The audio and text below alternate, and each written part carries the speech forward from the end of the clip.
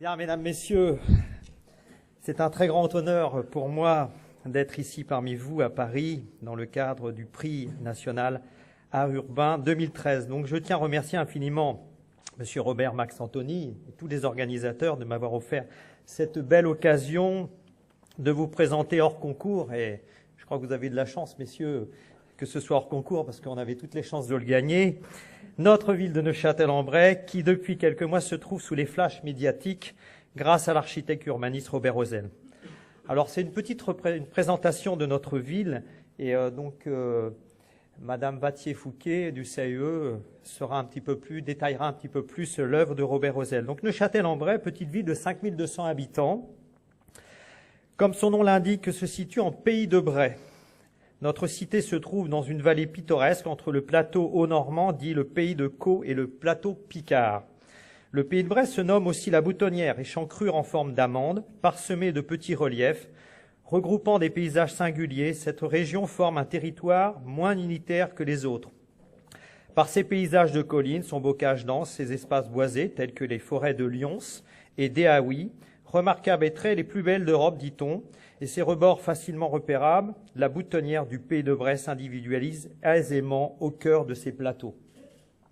Neufchâtel, autrefois nommé Drincourt, vit la construction de son château par le roi d'Angleterre Henri Ier, duc de Normandie, fils de Guillaume le Conquérant, d'où son nom Novum Castrum, Newcastle et Neufchâtel. Durant les guerres du Moyen-Âge, cette place forte passa plusieurs fois alternativement aux mains des Anglais et des Français. Sans cesse pillée, incendiée, martyrisée par Charles le Téméraire et les Huguenots entre 1470 et 1570, la ville fut toujours reconstruite. Alors Neufchâtel-en-Bray, c'est avant tout son fromage, réputé pour être le plus ancien fromage normand. Et d'ailleurs, nous avons amené, bien entendu, notre fromage et nous ferons un joie de vous le distribuer, tout du moins aux euros gagnants, mais je crois qu'il y en a suffisamment pour tout le monde. Fabriqué dès le XIe siècle vers l'an 1040, le Neufchâtel est un des fromages au lait cru, un des plus vieux fromages normands d'ailleurs, distingué par une appellation d'origine protégée. Sa fabrication artisanale, son affinage dans les locaux adaptés autrefois dans les caves s'effectue dans une aire géographique localisée autour de Neufchâtel, là où les pâtures exceptionnelles sont présentes. Donc le Neufchâtel s'exporte dans toute l'Europe et même jusqu'au Japon. Ce fromage se présente sous 6 formes. La plus représentative est le célèbre cœur de Neufchâtel. Elle fait de cette région un haut lieu gastronomique qui déjà rendu célèbre par le Petit Suisse de Charles Gervais, aujourd'hui Danone, désormais produit à Ferrières-en-Bray, après l'avoir été à Neufchâtel durant un siècle. David Douillet, notre grand champion international et ancien ministre des Sports, natif de Neufchâtel, en a toujours raffolé. Presque totalement détruite le 7 juin 1940, la ville de Neufchâtel a été entièrement reconstruite. Elle l'a été sous les précieux conseils de Robert Rozel, et tout particulièrement à l'endroit proche où se trouvent les ruines de l'ancien château Henri Ier. Le centre administratif a permis à Neufchâtel de devenir la capitale administrative du pays de Bray dès 1952, après avoir été la sous-préfecture dans les années 1915.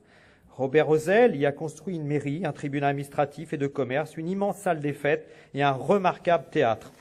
L'architecte urbaniste Robert Rozel, pour lequel nous sommes ici rassemblés, s'est inspiré des richesses géologiques brayonnes en utilisant les matériaux traditionnels de la région, la brique et le silex. Cette architecture contemporaine fait de Neufchâtel un deuxième fleuron après son fromage. Vous découvrirez également, tout en flânant dans la cité brayonne, l'église de Notre-Dame du XIIe et XIIIe siècle, classé au monument historique, le musée Maton-Durand, avec une intéressante collection d'objets d'art et de traditions populaires du pays de Bray, et la chapelle Saint-Radegonde, en cours de restauration par des bénévoles, et l'été par les jeunes venant de tous les continents de l'association Concordia, ainsi que sa source datant du XIIe siècle. Située au carrefour des deux grands axes autoroutiers A28 à 29, la ville de Neufchâtel-en-Bray constitue un point d'étape culturel et gastronomique. Le troisième axe est la fameuse avenue verte, véritable colonne vertébrale du pays de Bray, s'appuyant sur l'ancienne voie de chemin de fer qui permet de rallier Paris à Londres en roller, à pied ou à cheval. L'activité économique est tout aussi dynamique avec ses nombreuses petites et moyennes entreprises, ses artisans et un nombre important de petits commerces de centre-ville. Et d'ailleurs, Robert Ozel y a été pour beaucoup parce qu'il a toujours respecté ces grands axes qui ont toujours fait la représentation de la ville, représentativité de la ville. À noter sa maison pluridisciplinaire de santé, qui fut d'ailleurs la première installée en Haute-Normandie. Notre fierté aujourd'hui, c'est notre tout nouveau réseau de chaleur biomasse énergie-bois. Inscrit dans le programme des énergies renouvelables, engagé par la municipalité, cette chaufferie biomasse est en activité depuis 15 jours seulement. Alimentée exclusivement par nos ressources locales, que sont les plaquettes forestières et bocagères, dans un rayon de 40 km. Ce tout nouveau réseau de chaleur apportera un confort thermique dans l'ensemble des infrastructures administratives, scolaires, sportives et culturelles. Et donc, tout naturellement, les constructions de Robert Ozel sont également concernées et totalement adaptées pour recevoir ce nouveau mode de chauffage. Décidément, il était vraiment avant-gardiste, ce Robert Ozel. Une façon pour Neuchâtel de préparer l'avenir en étant moins dépendant des énergies fossiles. Notre objectif est de réduire, bien entendu, les émissions de gaz à effet de serre grâce à la substitution des énergies fossiles par de la biomasse. La réduction de la facturation et des abonnés sera aussi très appréciée. C'est dommage que Madame la Ministre n'est pas là. Je pense que ça lui aurait fait du bien d'entendre ça. Neuchâtel-en-Bray est une ville qui bouge. Neuchâtel-en-Bray est une ville où il fait bon vivre. Neuchâtel-en-Bray est son patrimoine exceptionnel du XXe siècle, conçu par un bâtisseur visionnaire et humaniste, doté d'une ingénierie architecturale époustouflante et avant-gardiste, Robert Ozel. Ce patrimoine en Pays de Bray mérite bien une reconnaissance nationale. Alors bienvenue à vous tous à Neuchâtel. Je compte sur vous et je vous remercie de votre attention. Oui. Le CAUE, Conseil d'architecture, d'urbanisme, d'architecture, d'urbanisme et d'environnement de Seine-Maritime. Nous faisons du conseil auprès des particuliers, mais aussi auprès des élus. Et c'est à ce titre que je viens présenter l'ensemble réalisé par Robert Ozel à Neuchâtel-en-Bray. Oups. Elle tient pas. Donc Neufchâtel-en-Bray, ville sinistrée à 80% après les bombardements du 7 juin 1940, voit son nouveau plan confié à Robert Ozel, jeune architecte et urbaniste surdoué qui va mettre à profit les destructions pour améliorer la fonctionnalité de l'ensemble de la ville.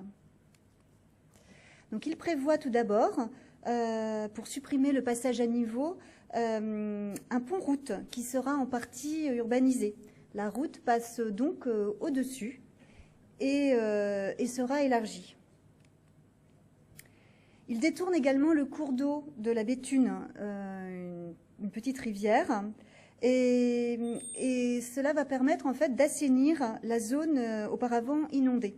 Cela va permettre également, pour ménager l'avenir, parce que Robert Ozel avait été très visionnaire, une future zone industrielle.